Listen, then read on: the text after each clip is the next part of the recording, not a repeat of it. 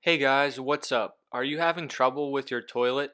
Is it constantly running or not flushing correctly? How about this?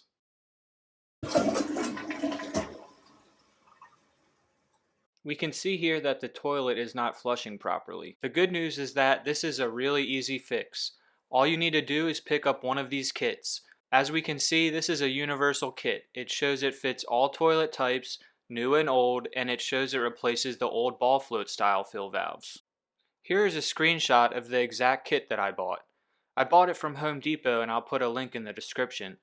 As you can see, it was under $10 and this project only takes about 15 minutes after watching this video. So let's go ahead and open the kit. First we'll find the actual fill valve and the nut to secure it to the toilet. Next we have the fill valve tube.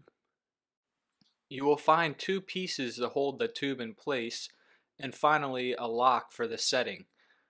We will go over these items in a bit.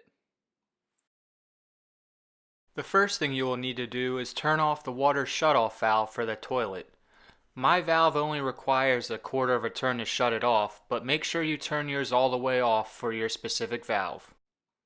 Next, we will remove the water reservoir lid and flush the remaining water. Be sure to hold the flush handle down until no more water is draining.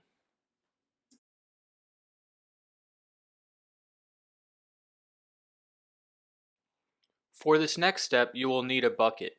Even though we flushed the toilet, there is still some remaining water in the reservoir. After you've placed your bucket, you'll disconnect the water fill hose. Next, you will need to unscrew the fill valve nut. Depending on who put this on, you might need a wrench to loosen it, but be careful, these are only supposed to be hand tight. Once the nut is loose, you will be able to lift the water fill valve and the remaining water will drain out.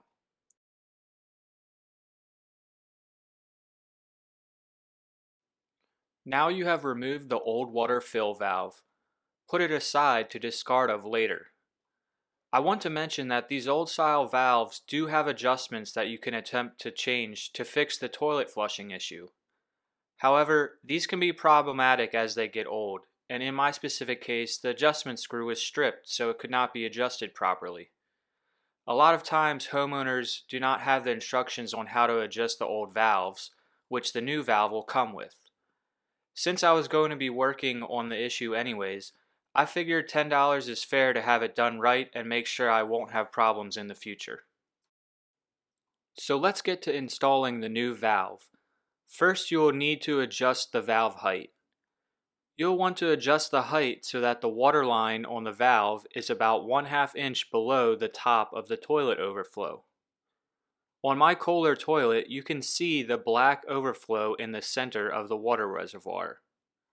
Your overflow might look different depending on the manufacturer of your toilet, but it will be in the same location.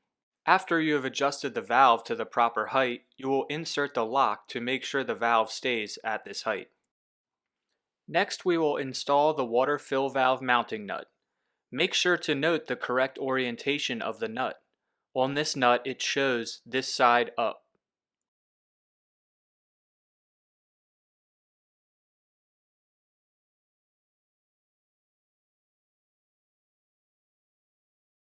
You will want to make sure that you have a snug fit, but the nut should only be hand tight. Next, you can reconnect the water fill hose. Same as the mounting nut, this should only be hand tight. Do not over tighten as this can cause damage to the fill valve or toilet. Okay, so we're almost done here. Next you're going to install the bowl fill tube. What this does is make sure that water actually fills the bowl of the toilet as the valve is filling the water reservoir of the toilet. Depending on your type of toilet, you will use these pieces to connect the bowl fill tube to the overflow.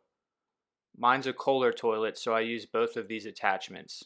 Ultimately, you want to make sure that the bowl fill tube is directed down into the overflow. Now you can go ahead and turn back on the water shutoff valve at the back of the toilet and check your work.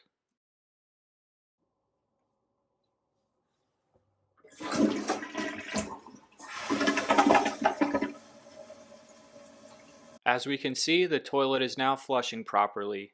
You're going to want to go and check the connections you made to the water fill valve and make sure that there are no leaks at the mounting nut or water fill hose. After you check those once you're done, take another look about 30 minutes later to make sure that there are no slow leaks. That's all. Thanks for watching, and as always, you can do it.